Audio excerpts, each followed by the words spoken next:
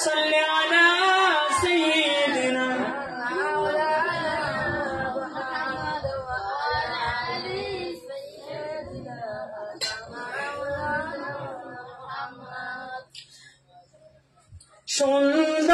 সুন্দরতম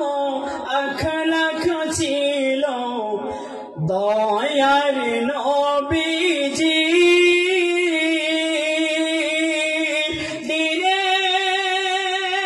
তারে ছিলেন তিনি অতি দরদি বলুন না সুবহানাল্লাহ সুন্দরতম আখলাখ ছিল দয়ার নবীজি দিনে তারে ছিলেন তিনি অতি দরদি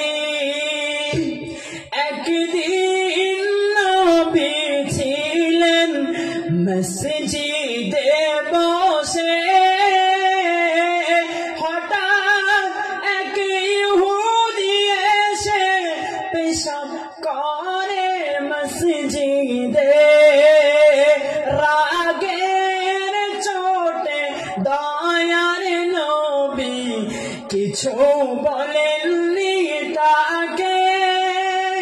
বরং তাকে মধুর সুরে নিজের কাছে ডাকে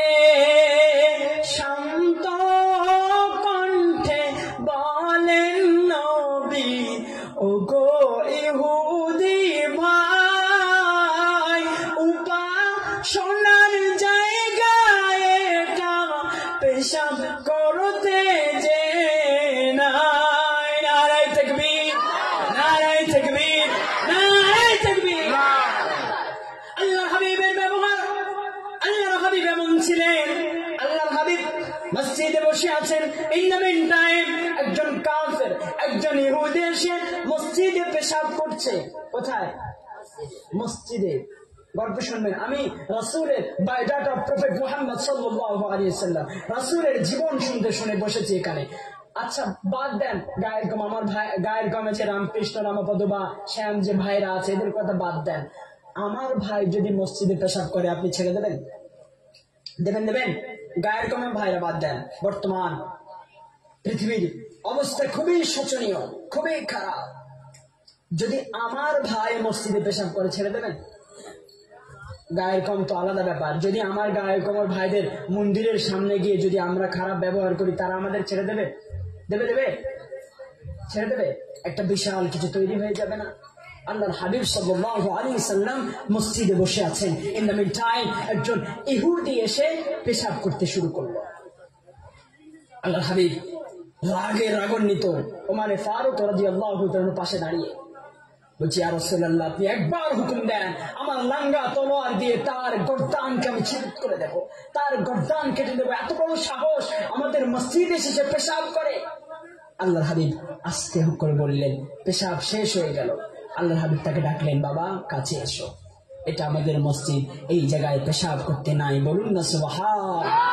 জোরে বলুন না সুবহান আল্লাহর হাবিব বললেন বাবা